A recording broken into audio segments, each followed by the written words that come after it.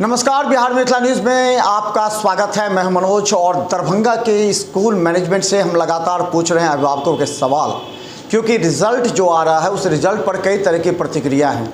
Corona संक्रमण में गुजर रहे छात्रों का इस बार का समय आया है और आज अभी हम पहुंचे हैं जीसस एंड मैरी स्कूल के पास और हम बता दें हमारे साथ डॉक्टर मधुरमा सिन्हा हैं, जिन्होंने इस स्कूल को सींचा है एक ख्वाब और सपने के साथ। क्या वो कितना संतुष्ट है, हम बात करेंगे। आपका स्वागत है मैम।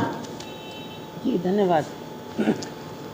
तो चलिए सबसे पहले हम बता दें, एक छोटा सा सवाल पहले पूछते हैं कि इस बार के परिणाम से दिल से बोलिएगा, कितना संतुष्ट हैं और कितना कमी रह गया कोरोना संक्रमण के दौरान छात्रों के बीच, क्योंकि आपके यहाँ छात्रों की संख्या अधिक है, इसलिए अभिभावकों की अपेक्षा भी अधिक है। पूरे जिले की नज़र आपके रिजल्ट पर होती है। कितना संतुष्ट हैं आप? बहुत ज़्यादा संतुष्ट हैं, क्योंकि उम्मीद नहीं किए थे कि इसके बाद, कोरोना के बाद, जब बच्चों को इतना बड़ा सेटबैक लगा, जहाँ ऑनलाइन टीचिंग चल रहा था, तो बच्चे इतना अच्छा करेंगे।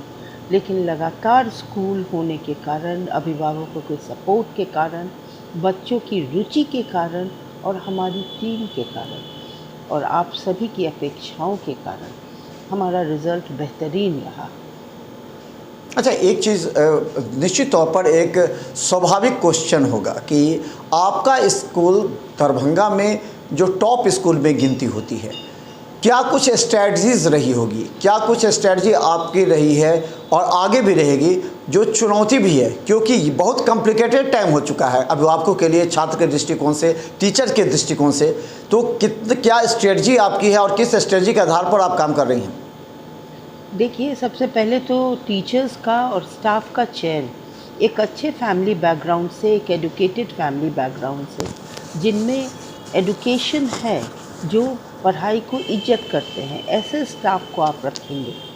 हमारे लिए, जहाँ तक मेरी बात है, हमारी भी रुचि बहुत अधिक है पढ़ाई लिखाई में, तो बच्चों को हम सही रास्ता दिखा सकते हैं। रुचि क्रिएट करना पड़ता है, बच्चे तो बच्चे हैं, उनमें रुचि क्रिएट करना पड़ता है। एक स्वादिष्ट खाने की तरह, आजकल के ज़माने में कहिए तो एक बर्गर की तरह, एक आपका पिज़्ज़ा की तरह, इस तरह की रुचि क्रिएट करने की पड़ती है पढ़ाई में। और स्ट्रैटेजी यही है कि 6 घंटा करो तो कस के काम करो, गिव 100%, उसके बाद उतनी ज़रूरत नहीं। अच्छा, एक तो सवाल ये भी है कि धीरे धीरे जो बढ़ रहा है, स्कूल मैनेजमेंट पर दबाव बढ़ रहा है, छात्रों का जो भटकाव है वो हो रहा है। क्लास टीचर की सबसे बड़ी जिम्मेवारी होती है वो स्कूल मैनेजमेंट को फीडबैक देना। बच्चों में 7th के बाद से जो बदलाव आते हैं, वो बदलाव कहीं ना कहीं स्कूल पर भी असर डालता है और उसे पढ़ रहे बच्चों पर भी डालता है। क्लास स्ट्रेंथ से अधिक बच्चे हो जाते हैं कभी कभी, और बच्चे बदमाशी करते हैं, उसका फीडबैक क्लास टीचर नहीं दे पाता है। तो क्या लगता है कि ये कितना महत्वपूर्ण है स्कूल के रिजल्ट के लिए भी? बहुत ज़्यादा महत्वपूर्ण है, क्योंकि अगर एक बच्चा बदमाशी करता है तो 15 बच्चे डिस्टर्ब्ड होते हैं, और अगर सारे बच्चे डिस्टर्ब्ड हो ही जाएंगे तो पढ़ाई तो होगी नहीं। इसी के लिए बहुत इम्पॉर्टेंट है हमारा कैमरा का सर्विलेंस है, हमारे फ्लोर इंचार्ज का सर्विलेंस है, मेरे कुछ ईमानदार लोगों का उसमें सर्विलेंस है, मेरा खुद का सर्विलेंस है, और गार्जियन को इन्फॉर्मेशन दिया तो गार्जियन का भी हाथ। तो सब मिलके हम लोग बच्चे को सही रास्ते लेके जाते हैं, कोशिश करते हैं। जी, एक और भी बड़ा सवाल है कि कई स्कूल पूरी तरह प्रोफेशनल हो गए हैं, जो अपने स्कूल में बच्चों को पढ़ाते भी हैं, तो फीस लेते हैं, स्वाभाविक है, लेकिन ट्यूशन भी करवाते हैं स्कूल के अंदर। यही नहीं, बच्चों के जो अलग अलग तरह से कैसे अभिभावकों से राशि वसूली जाए, अलग अलग तरीके से अलग अलग वो मैंने एजेंडा अपनाते हैं, जिस वजह से अभिभावक काफ़ी परेशान हैं। दरभंगा के 2-3 स्कूल ऐसे हैं जो अपने ही स्कूल में अब बच्चों को कोचिंग भी, जरा सोचिए, 2500 रुपया, 4000-4500 रुपया देते हैं स्कूल फ़ी, और ट्यूशन फी में भी 2500 रुपये लेते हैं। क्या ये स्कूल की मानहानि को नहीं पहुँचाता है? बिल्कुल पहुँचाता है। अगर आप स्कूल में पैसे लेते हैं और आप पढ़ाते ही नहीं हैं, तो फिर स्कूल में पैसे लेने का क्या मतलब होता है? बिल्कुल पहुंचाता है। अभिभावकों को भी सोचना चाहिए, स्कूल अगर अच्छे से पढ़ाता है तो उनको ट्यूशन की ज़रूरत नहीं है। निश्चित तौर पर। मैम, एक सवाल, आप लीडिंग स्कूल में गिनी जाती हैं, जरा एक सवाल का जवाब दीजिए कि अगर कोई अभिभावक किसी स्कूल में बड़े आशा के साथ जाता है, लेकिन 1-2 मांग के बाद, 3 मांग के बाद लगता है कि वो फंस गया, उसके बच्चे डिसिप्लिन होते जा रहे हैं, उसको सही शिक्षा नहीं मिल पा रही है। उस परिस्थिति में अगर स्कूल के अभिभावक अगर उस स्कूल से अपने बच्चों को निकालना चाहता है तो उसमें कई स्कूल मैनेजमेंट रोक देते हैं। तो आपका लीडिंग स्कूल है, आपने कई बार इस प्रकार किया बिना CLC लिए हुए एडमिशन लिए, तो ऐसे में अभिभावक क्या करे? अगर परेशान अभिभावक है तो कैसे राहत मिले? देखिए, एक कुछ रूल्स होता है, हम लोग भी CBSE के अंडर हैं और CBSE की भी कुछ रूल्स है। विदाउट TC आप एडमिशन नहीं ले सकते हैं, क्योंकि उसमें डेट ऑफ बर्थ भी लिखा रहता है। एक बार मुझे फंसाने की कोशिश की गई थी कि विदाउट TC एडमिशन लिया था और डेट ऑफ बर्थ कुछ अलग था और हम काफ़ी परेशान हुए इसलिए। तो अब हम लोग अगर परेशानी में रहेंगे तो पढ़ाएंगे क्या? इसलिए ऐसे भी CBSE का भी बहुत प्रेशर रहता है, पेपर वर्क। अब तो बिहार गवर्नमेंट भी इंटरफेयर करती है, तो पढ़ाने का वक्त नहीं मिलता। अगर हम लोग रूल्स फॉलो ना करें तो लकीर के फ़कीर बनना हमारी मजबूरी है। नहीं तो अगर कोई अभिभावक किसी भी स्कूल में चाहे 7th में 8th में 9th में एडमिशन करता है, 2-3 महीने के बाद पता लगता है कि जो ख्वाब सपने दिखाए गए थे स्कूल मैनेजमेंट के द्वारा वो बेकार हैं, तो वो अपने बच्चों को कैसे निकालेगा? इस परिस्थिति में आप रीडिंग स्कूल है, कुछ तो अभिभावकों को सलाह दीजिए उस परिस्थिति में क्या करें अगर दूसरे किसी स्कूल में नामांकन कराते हैं तो?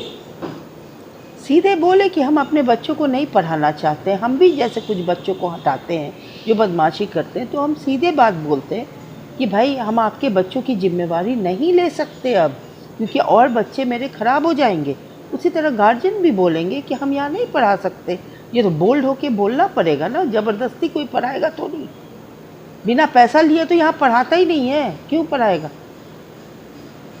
तो बता दें हमारे साथ जस्टिस सेंट मैरी स्कूल की प्रिंसिपल डायरेक्टर हैं डॉक्टर मधुरमा सिन्हा, जो लगातार अपने छात्रों के कैरियर को बनाने के लिए कभी स्ट्रिक्ट हो जाती हैं तो कभी काफ़ी नॉर्मल बिहेव से अभिभावक और स्टूडेंट के साथ टीचर को भी डील करती है। अंतिम सवाल, 2024 की चुनौतियां अभी से ही प्रारंभ हो गई हैं, तो 2024 में क्या स्ट्रैटेजी आपने अभी से तैयार कर लिया है इस टीचर्स को लेकर के या स्टूडेंट्स को लेकर के? जी हाँ, बिल्कुल। पहले से तैयार नहीं होने से न टीचर्स को होश रहता है, न स्टूडेंट्स को होश रहता है, न मैनेजमेंट को होश रहता है। बिल्कुल अलर्ट तो रहना ही पड़ता है। 2024 में बच्चे अच्छा करें, इसके लिए शुरू से मेहनत करनी पड़ती है, सिलेबस देना पड़ता है, डिस्कस करना पड़ता है, बच्चों को देखना पड़ता है और क्या पढ़ाई हो रही है, उनका करेक्शन हो रहा है कि नहीं, उनको समझ में आ रहा है कि नहीं। ये तो रेगुलर प्रोसेस है, ये तो होना ही चाहिए। 70% बच्चे थोड़ा सा कमज़ोर हो जाते हैं किसी सब्जेक्ट पर किसी अन्य कारण से, तो क्या ऐसे बच्चों के लिए जो एक्स्ट्रा क्लासेस की व्यवस्था कई स्कूलों ने की है, हमारे अन्य पर भी, क्या आपके स्कूल में भी इस तरह की व्यवस्था है उन छात्रों पर नज़र रखने के लिए, उन छात्रों को उस कम्पीट करने के लिए और कंपटीशन में लाने के लिए?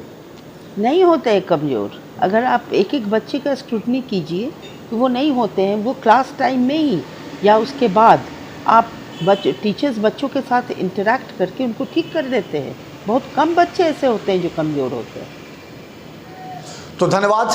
लगातार अभिभावकों के हित में हम स्कूल मैनेजमेंट से सवाल पूछ रहे हैं और हम बता दें 1 माह के कार्यक्रम से नहीं, जबकि 12 माह आप भी गौर कीजिए। अगर आपको 2024 में अपने बच्चों के नामांकन किसी ऐसे स्कूल में है, हर माह स्कूल के एक्टिविटीज़ को आप गौर कीजिए, वहाँ के डिसिप्लिन को गौर कीजिए। स्कूल मैनेजमेंट के जो शिक्षक चयनित होते हैं उन शिक्षकों के बिहेवियर को आप देखिए, स्कूल के बच्चों से पूछिए, उसके बाद आप अपने बच्चों का नामांकन करवाइए, क्योंकि ये सवाल सिर्फ स्कूल का नहीं है, ये आपके समाज में जो बच्चे आप योगदान देंगे, रिजल्ट देंगे, उसका भी काफ़ी महत्वपूर्ण है। तो धन्यवाद मैम। बहुत बहुत धन्यवाद आपको, और आपने एकदम सही मुद्दा उठाया है। ये हमारी फ्यूचर है, ये हमारे फ्यूचर सिटीजन्स हैं, उनको सही सलाह बिल्कुल दिया आपने। Thank you so much.